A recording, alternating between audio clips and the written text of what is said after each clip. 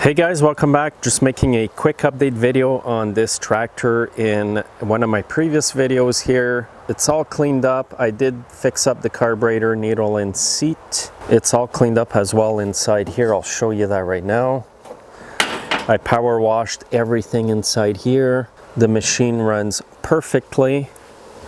It's an older machine, but I do kind of like it. That engine is bulletproof, by the way. Cast iron bore. They don't do that anymore. Industrial, commercial, can you imagine? Here's a look at it again. All is good.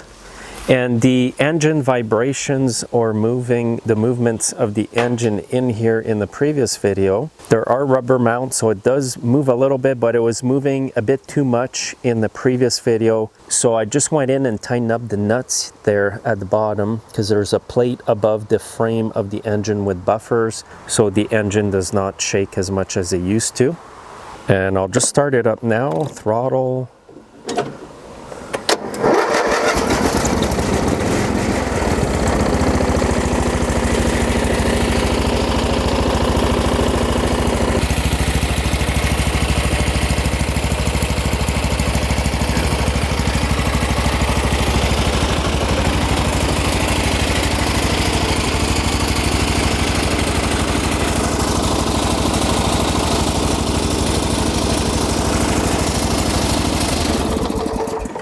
Anyway, runs like a top. It's not smoking whatsoever, not burning oil. And I'm going to be selling this machine because I already have quite a few lawn tractors here that I've kind of inherited for parts.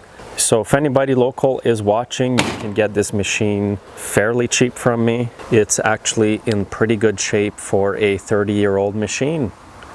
Just thought I'd give you guys an update. Thanks for watching, and I'll see you next time. Have a great day.